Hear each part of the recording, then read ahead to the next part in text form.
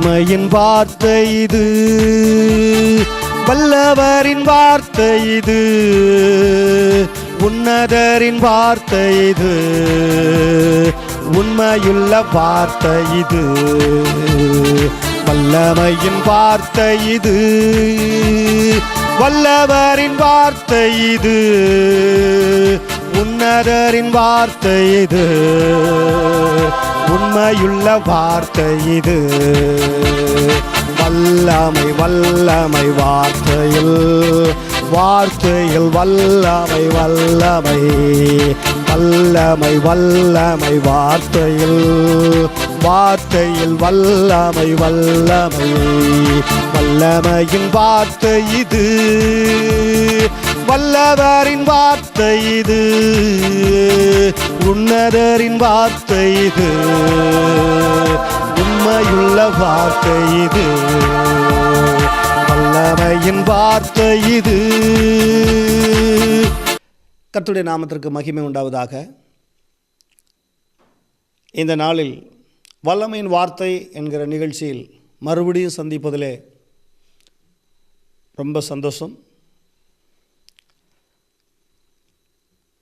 இந்த நாள் நம்முடைய வாழ்க்கையிலே ஒரு முக்கியமான நாளாக இருக்கட்டும் என்ற ஜெபத்தோடு கூட தெய்வ வார்த்தைக்கு நான் செல்ல விரும்புகிறேன். மத்தேயு எழுதின சுவிசேஷ புஸ்தகத்திலே 24வது அதிகாரத்திலே 44வது வசனத்தை நான் உங்களுக்கு முன்பாக வாசிக்க விரும்புகிறேன். நீங்கள் நினையாத நாளிகையிலே மனுஷகுமாரன் வருவார், ஆதலால் நீங்களும் ஆயத்தமாயிருங்கள். நீங்கள் நினையாத நாளிகையிலே மனுஷகுமாரன் வருவார், ஆதலால் நீங்களும் ஆயத்தமாயிருங்கள். ஸ்தோத்திரம். மரித்தவர்கள் யாரும் பூமியிலே திரும்பி வருவேன் என்று இன்று வரை யாரும் சொல்லி போகவில்லை. மரிப்பதற்கு முன்பாக அவர்கள் சொல்வார்கள், நான் போகிறேன், நான் போகிறேன், நான் போகிறேன் என்று அநேகம் பேர் இந்த உலகத்தை விட்டு போய்கொண்டிருக்கிறார்கள். யாரும் இன்று வரை சொல்லவில்லை, நான் மறுபடியும் உலகத்தில் வருவேன்.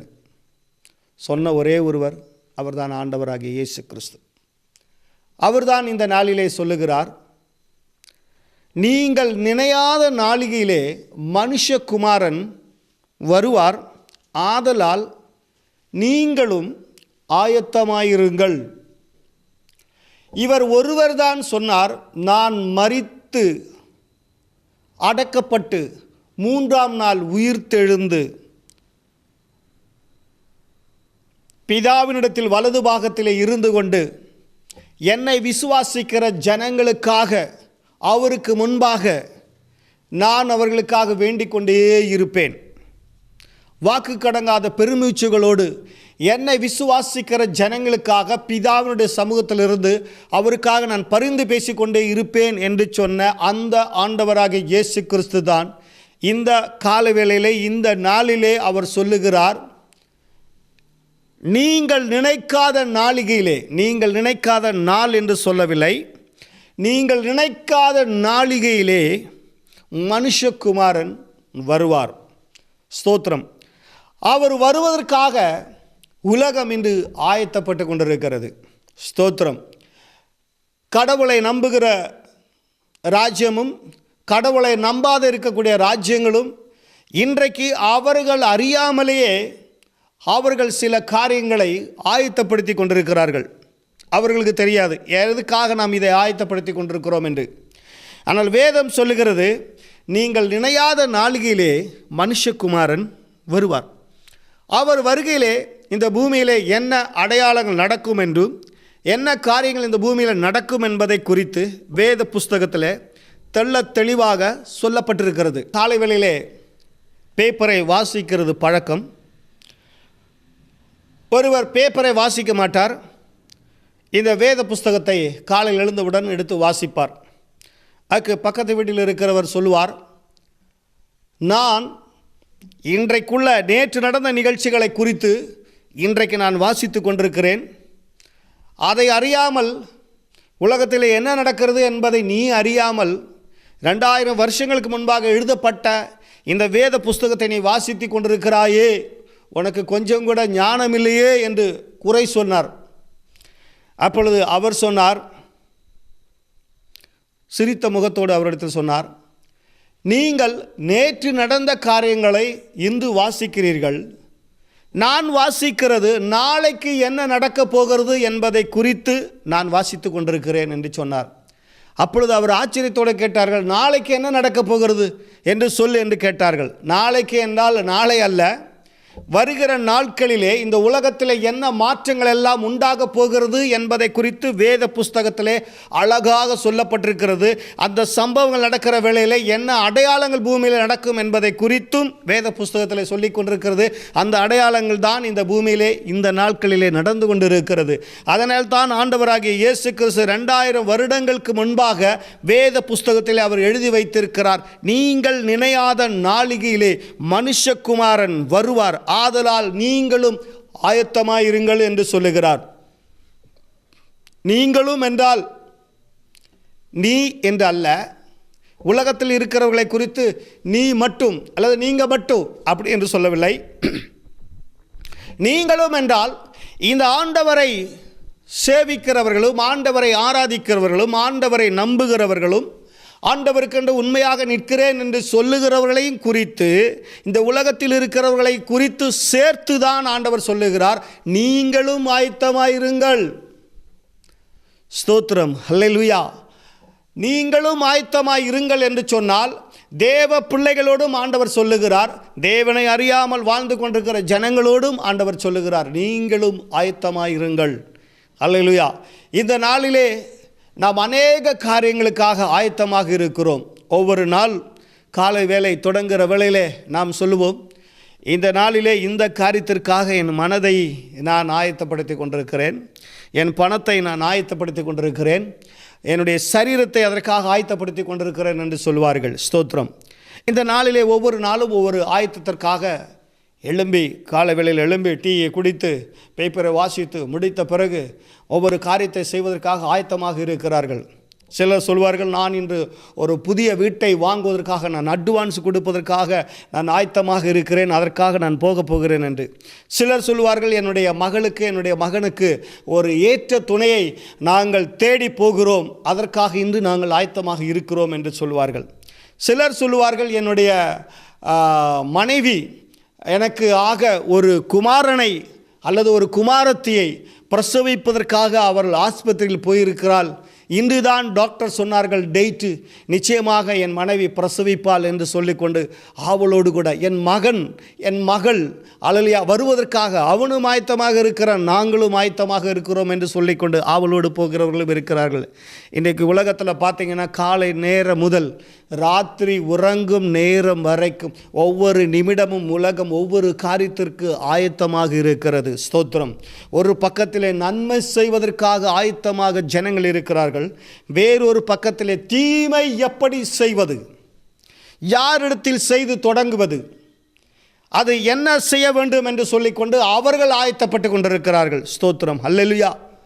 உலகத்திலே நன்மை செய்வதற்கான ஒரு கூட்டம், தீமை செய்வதற்கான ஒரு கூட்டம், சமாதானத்தை உண்டாக்க வேண்டும், சமாதானத்தை குறித்து பேசிக்கொண்டிருக்கிற ஒரு கூட்டம் ஆயத்தமாக இருக்கிறது.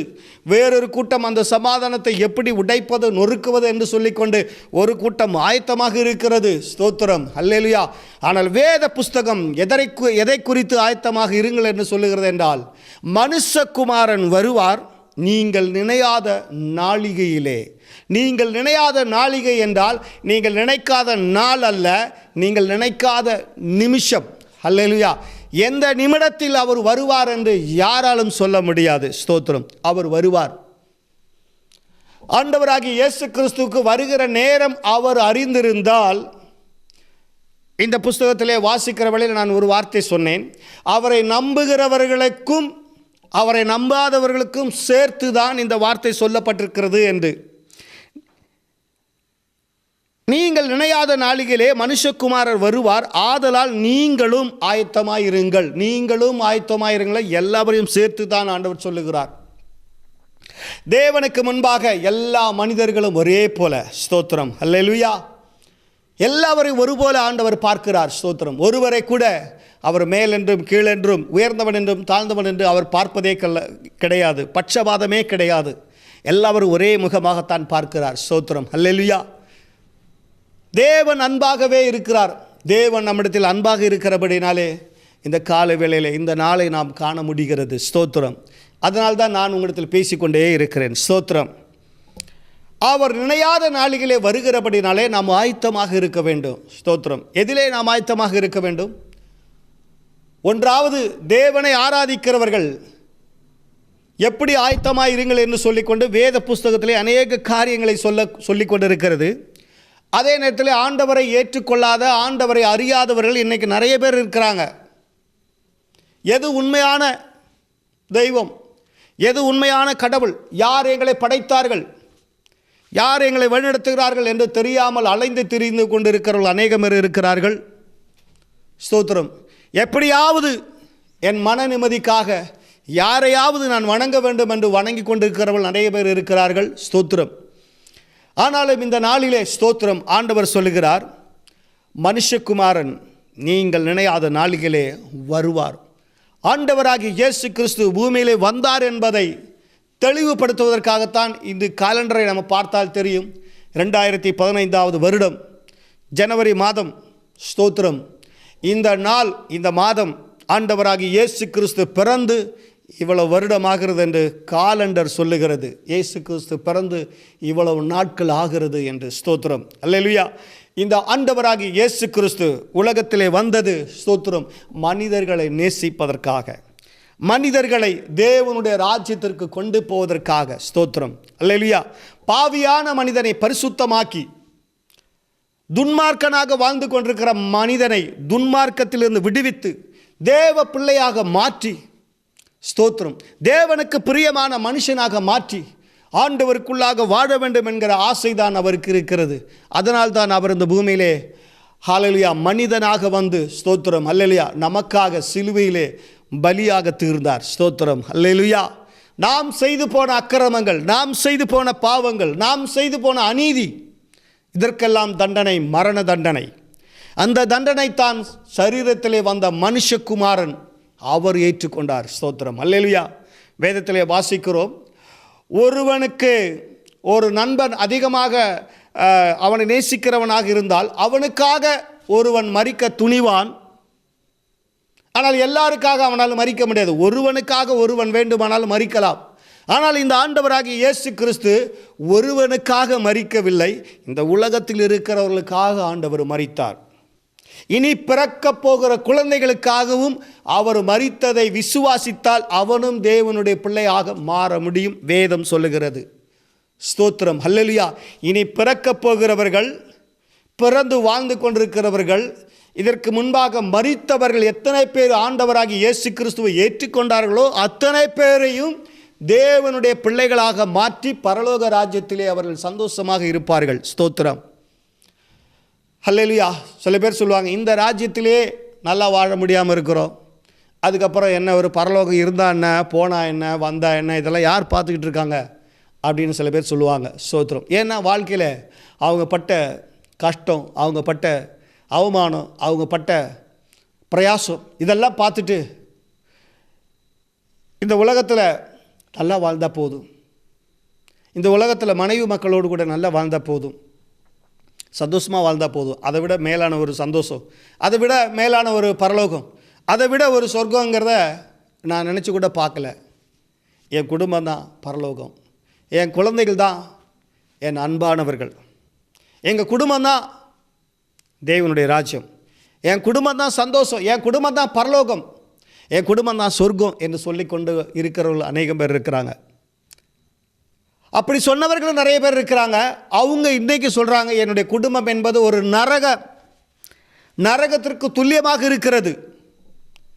என் மகள் என் வார்த்தை கேட்பதில்லை, என் மனைவி என் வார்த்தை கேட்பதில்லை, என்னை யாரும் அனுசரிப்பதில்லை, என் பணம்தான் தேவை, என் பதவிதான் தேவை, என் பொருள்தான் தேவை என்று சொல்லிக்கொண்டு ஹல்லேலூயா அவர்கள் பாகம் பிரித்து கொண்டு ஸ்தோத்திரம் அன்பில்லாமல் இருக்கிறார்கள். நான் என் குடும்பத்தை பரலோகம் என்று சொல்லிக் கொண்டிருந்தேன், என் குடும்பத்தை சொர்க்கம் என்று நான் சொல்லிக் கொண்டிருந்தேன், அதையெல்லாம் பால்வாக்காக மாறிவிட்டது, வீண் வார்த்தைகளாக மாறிவிட்டது என்று இன்றைக்கு அநேகம் பேர் சொல்வதற்காக ரெடியாக தயாராக இருக்கிறார்கள். ஸ்தோத்திரம், அல்லேலூயா. ஆனால் ஆண்டவராகிய இயேசு கிறிஸ்து இந்த நாளிலே சொல்லுகிறார், இது அல்ல பரலோகம். குடும்ப வாழ்க்கை என்பது பரலோகம் அல்ல. மனிதன் வாழ்க்கை என்பது பரலோகம் அல்ல. ஸ்தோத்திரம். உலக வாழ்க்கை என்பதும் பரலோகம் அல்ல. ஸ்தோத்திரம், அல்லேலூயா. அவரை ஏற்றுக்கொண்டு அவருக்காக வாழ்வது இதுதான். அவரோடு கூட சேர்ந்து வாழ்கிற ஒரு வாழ்க்கை தான் பரலோக வாழ்க்கையின் அனுபவம். பரலோக வாழ்க்கையினுடைய சந்தோஷம் கிடைக்கிறதே தவிர பரலோகம் அல்ல. ஸ்தோத்திரம். பரலோகம் என்பது நாம் மரணத்திற்கு பிறகு நம் ஆண்டவரை முகமுகமாக பார்த்து அவரோடு கூட சந்தோஷமாக வாழ்கிற ஒரு வாழ்க்கை தான் பரலோக வாழ்க்கை. அது இந்த சரீரத்திலிருந்து நாம் மரித்து உயிர் தெழுந்த பிறகு நமக்கு கிடைக்கக்கூடிய ஒரு பாக்கியம். இங்கே ஆண்டவர் சொல்கிறார், அவர் நினையாத நாளிகையிலே, நீங்கள் நினையாத நாளிகையிலே. நீங்கள் நினையாத நாளிகை என்றால் இன்றைக்கி இந்த வாழ்க்கை, இன்றைக்கி பார்த்தீங்கன்னா நிறைய பேர் சொத்து சேர்த்துக்கிட்டு இருப்பாங்க, பணம் சேர்த்துக்கிட்டு இருப்பாங்க. சில பேர் சொல்லுவாங்க, டேய் உனக்கு ஆரோக்கியம் கம்மியாக இருக்குது, உனக்கு ஆயுசு கம்மியாக இருக்குது, டாக்டர் சொல்லிட்டாங்களே இவ்வளோ நாளுக்குள்ளே நீ உயிரோடு இருக்க முடியாதுன்ட்டு, அதுக்கப்புறம் ஏன்டா பணத்துக்கு மேலே இவ்வளோ தூரம் ஆசைப்படுற அப்படின்னு கேட்டாங்கன்னா அவங்க சொல்லக்கூடிய ஒரு பதில், எனக்கு பணம் தேவையில்லைனாலும் என் குடும்பத்துக்காக நான் சேர்க்குறேன்னு சொல்லுவாங்க. ஏண்டா உன் குடும்பத்துக்கு சேர்த்து வச்சது போதாத, இன்னும் ஏன் சேர்த்து வைக்கணும்? என் குழந்தைகள், என்னுடைய மனைவி, என்னுடைய குடும்பம் ஒரு ஆள்கிட்டையும் கை ஏந்தக்கூடாது, அவர்கள் நன்றாக இருக்க வேண்டும், அவர்களுக்காக நான் கஷ்டப்படுகிறேன் என்று சொல்வார்கள். ஆனால் அதே நேரத்தில் சகோதரனே, சகோதரியே, இந்த நாளிலே நீங்கள் மரித்தால் எங்கே போவீர்கள்? சிந்தித்து பார்த்தீர்களா? சிந்தித்து பார்க்கக்கூடிய ஒரு எண்ணம் உங்களுக்குள்ளாக இருக்கிறதா? உங்கள் வாழ்க்கை, நித்தியமான வாழ்க்கையை நீங்கள் எங்கே செலவிடுவீர்கள்? சாதாரணமாக சில பணக்காரர்கள் சொல்லுவாங்க, இந்த விடுமுறைக்கு நான் சுவிட்சர்லாண்டு போனோம், இந்த விடுமுறைக்கு நான் அமெரிக்கா போனோம், இந்த விடுமுறைக்கு நான் அங்கே அயர்லாண்டுக்கு போனோம் அப்படின்னு சொல்லி பல ராஜ்யங்களை குறித்து சொல்வார்கள். ஆஸ்திரேலியா போகணும், அங்கே போகணும், இங்கே போகணும். ஏனென்றால் தங்களுடைய வாழ்நாட்களிலே உல்லாச நாட்கள் என்று அவர்கள் வைத்திருக்கிறார்கள். அதற்காக பணத்தை சேர்த்து வைப்பார்கள். அந்த நாளிலே அந்த பணத்தை எடுத்துக்கொண்டு அந்த நாளிலே செலவு செய்வதற்காக பணத்தை வைத்துக்கொண்டு போய் அங்கே ஜாலியாக இருக்க வேண்டும் என்று. ஆனால் இந்த நாளிலே ஆண்டவர் சொல்லுகிறார், ஸ்தோத்திரம், மகனே மகளே, அவர்கள் பணம் இருப்பதனால் தங்களுடைய வாழ்க்கையை, தங்களுடைய வாழ்நாட்களை அந்த நாளிலே அந்த லீவை செலவு செய்வதற்காக அங்கே போகிறார்கள், அந்த ராஜ்யத்திற்கு போகிறார்கள். பணம் இருந்தால்தான் அவர்களால் போக முடியும், இல்லை என்றால் போக முடியாது. ஆனால் ஆண்டவராகிய இயேசு கிறிஸ்து சொல்லுகிறார், இந்த நாளிலே நீ மரித்து போனால், மரித்து போன பிறகு உன் நாட்களை நீ எங்கே செலவு செய்வாய்? ஹல்லேலூயா, ஸ்தோத்திரம், ஹல்லேலூயா. உங்களுக்கு நிச்சயம் இருக்கிறதா எங்கே போவீர்கள் என்று? பரலோகத்துக்கு போக முடியுமா? பரலோகம்னா என்னன்னு பரலோகம்னா என்னன்னு உங்களுக்கு தெரியுதா? இல்லை பரலோகம் என்பது உங்களுக்கு தெரிந்த ஒரு நிலைமையில் இருக்கிறீங்களா? அல்ல நீங்கள் சில பேர் சொல்லுவாங்க, பரலோகத்துக்கு யார் போனவங்களை இங்கே யாராச்சும் இருக்காங்களா? பரலோகத்துக்கு போயிட்டு சொன்னால் கூட நம்மளால் நம்ப முடியாது. இன்றைக்கி அநேக பேர் இருக்கிறாங்க அப்படித்தான். அதெல்லாம் சும்மா போய், அதெல்லாம் கட்டுக்கதைகள், பாட்டி கதைகள், தாத்தா கதைகள், யார் நம்புவார்கள் என்று சொல்லுவார்கள். ஸ்தோத்திரம். இப்படித்தான் ஆண்டவராகிய இயேசு கிறிஸ்து ஒரு ஓமையை வேத புஸ்தகத்தில் சொல்லுகிறார்.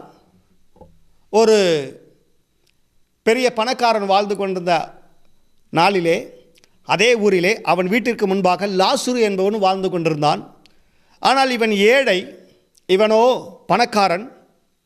ஒவ்வொரு நாளும் பட்டு வஸ்திரம் அவர் உடுத்தி கொண்டு நல்ல சாப்பாடு சாப்பிட்டு அவன் தன்னுடைய வீட்டிலே உலாவிக் கொண்டிருப்பான்.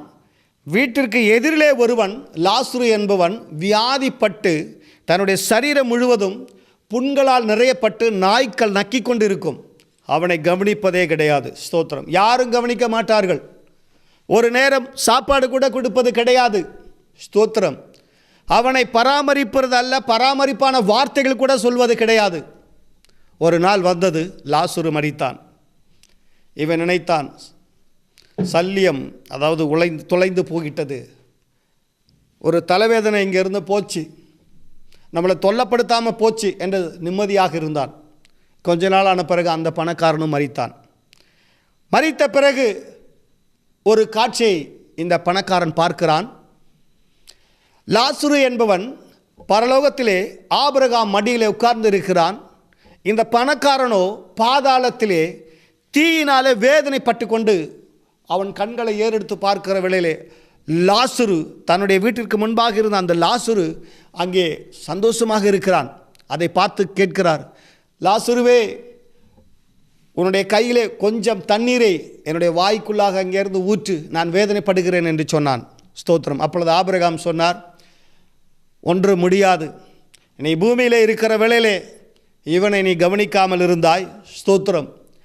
அல்லேலூயா. இவனோ ஸ்தோத்திரம், தேவன் கவனித்தபடியினாலே இவன் பரலோகத்திற்கு வந்து சந்தோஷமாக இருக்கிறான். நீ அவனுக்கு எதுவுமே செய்யவில்லை.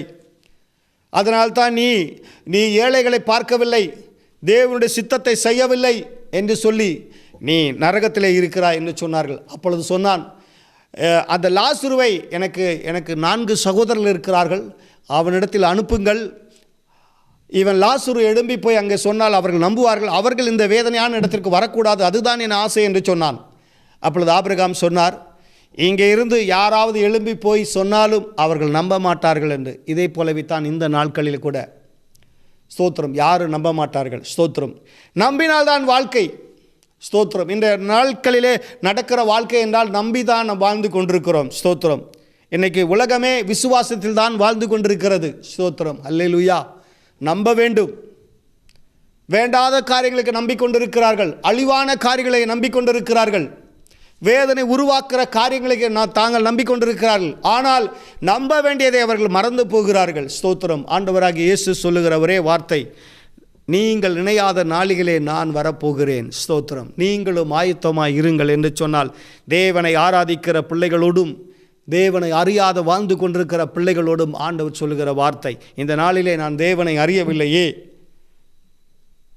நான் எப்படி அவர் வருகிற வேளையில் நான் ஆயத்தமாக இருக்க முடியும் என்று நீங்கள் யாராவது கேட்பீர்கள். ஆனால் இதற்கு சரியான பதில் என்ன என்பதை குறித்து விளக்கமாக நான் உங்களுக்கு சொல்ல விரும்புகிறேன், பேச விரும்புகிறேன். அதனால் தயவு செய்து இந்த ஸ்கிரீனிலே காண்கிற என்னுடைய ஃபோன் நம்பருக்கு நீங்கள் தொடர்பு கொள்ளுங்கள். நான் உங்களோடு பேச விரும்புகிறேன். எதை குறித்து நீங்கள் அறிய வேண்டும் என்று நினைக்கிறீர்களோ அதை குறித்து விளக்கமாக வேத புஸ்தகத்திலிருந்து அநேக காரியங்களை உங்களுக்கு சொல்வதற்கு நான் மிகவும் வாஞ்சி உள்ளவனாக இருக்கிறேன். அதே போல் உங்களை குடும்பத்தில் இருக்கக்கூடிய பிரச்சனைகள், பிரயாசங்கள், பிசாசின் கட்டுகள், வேதனைகள், வியாதிகள் எதுவாக இருந்தாலும் சரி, என்னை தொடர்பு கொள்ளுங்கள். நான் உங்களுக்காக ஜெபிக்க காத்து கொண்டிருக்கிறேன். என்னால் ஒன்று முடியாது. இந்த வேத புஸ்தகத்தை விசுவாசிக்கிறவனால் எல்லாம் முடியும். இந்த வேத புஸ்தகத்தை விசுவாசிக்கிறவனால் நிச்சயமாக சத்துருவுடைய கட்டிலிருந்து விடுவிக்க முடியும். கர்த்தர் விடுவிப்பார். பிசாசின் கட்டிலிருந்து, வியாதியின் பிடியிலிருந்து, சாபத்தின் கட்டிலிருந்து விடுவிக்கப்பட இந்த இயேசு கிறிஸ்து ஒருவரை தவிர வேறு ஒருவரும் இல்லை என்று வேத புஸ்தகம் ஆழமாக தெளிவாக சொல்லுகிறது. ஆம் பிரியமானவர்களே, நீங்கள் நினையாத நாளிகளே ஆண்டவராகிய இயேசு கிறிஸ்து இந்த பூமியிலே வரப்போகிறார். ஸ்தோத்திரம். வருவதற்கான அடையாளங்கள் பூமியிலே நடந்து கொண்டிருக்கிறது. எங்கு பார்த்தாலும் அநீதி, எங்கு பார்த்தாலும் அக்கிரமம் தலைவிரித்து ஆடிக்கொண்டிருக்கிறது. ஸ்தோத்திரம். இந்த நாளிலே தான் ஆண்டவராகிய இயேசு கிறிஸ்து வருவார் என்று வேதம் சொல்லுகிறது. அதனாலே ஆண்டவருக்குள்ளாக நீங்கள் வருவீர்களானால் நிச்சயமாக இந்த அழிவிலிருந்து கர்த்தர் உங்களை விடுவிக்க அவர் போதுமானவராக இருக்கிறார். பிரியமானவர்களே, இதை குறித்து நீங்கள் ஆழமாக நீங்கள் அறிந்து கொள்ள வேண்டும், தெரிந்து கொள்ள வேண்டும். பரலோக ராஜ்யத்திலே நீங்கள் காணப்பட வேண்டும். ஸ்தோத்திரம். இன்று கண்ட இந்த நிகழ்ச்சி ஹல்லேலூயா உங்களுடைய வாழ்க்கையில பெரிய ஆசீர்வாதத்தை கொண்டு வர வேண்டும். ஸ்தோத்திரம். ஹல்லேலூயா. நீங்களும் ஆண்டவரை ஏற்றுக்கொண்டு அவர் வருகிற வேளையிலே நீங்கள் ஆயத்தமாக இருங்கள். பரலோக ராஜ்யத்தில் நாம் ஒன்றாக சேர்ந்து ஆண்டவரை துதிக்கிற நாட்களை, இனி வரும் நாட்களை நாம் காண்போம். ஆண்டவர் தாமே உங்களை ஆசீர்வதிப்பாராக. ஸ்தோத்திரம். நான் உங்களுக்காக நான் ஜெபிக்க விரும்புகிறேன். ஸ்தோத்திரம். பரலோக நல்ல பிதாவே, இந்த நல்ல வேளைக்காக நன்றியோடு ஸ்தோத்திரம். இந்த நாளிலே கூட கர்த்தாவே உம்முடைய வார்த்தைகளை கேட்கும்படியாக இவர்களுக்கு செய்த உதவிக்காக ரொம்ப நன்றி ஆண்டவரே. ஆண்டவரே, இந்த வார்த்தையை விசுவாசித்து உம்மை ஏற்றுக்கொண்டு உம்முடைய பிரிய மக்களாக வாழ நீர் உதவி செய்யும். பிரியமானவர்களாக வாழ உதவி செய்யும் ஆண்டவரே. ஆம் ஆண்டவரே, இந்த வார்த்தைகள் ஆண்டவரே இவர்களுக்கு தண்டனைக்கு காரணமாய் தீரக்கூடாது, ரட்சிப்புக்கு காரணமாய் தீர நீர் உதவி செய்யும். அப்படியே செய்ய போகிற கிருபைக்காக நன்றி. இயேசு கிறிஸ்து மூலம் ஜெபம் கேளும் நல்ல பிதாவே. ஆமேன். கர்த்தர் தாமே உங்களை ஆசீர்வதிப்பாராக. மேலும் விவரங்களுக்கு நீங்கள் தொடர்பு கொள்ளுங்கள். கர்த்தர் தாமே உங்களை ஆசீர்வதிப்பாராக. நாங்கள் கண்ணூர் பட்டணத்தில் சேம்பர் ஹால் என்கிற ஹாலிலே எங்கள் ஆண்டவராகிய இயேசு கிறிஸ்துவை நாங்கள் ஆராதிக்கிறோம். எங்களோடு கூட சேர்ந்து ஆராதிக்க வேண்டும் விருப்பப்பட்டால் வாருங்கள். கர்த்தர் தாமே உங்களை ஆசீர்வதிப்பாராக. ஆமேன்.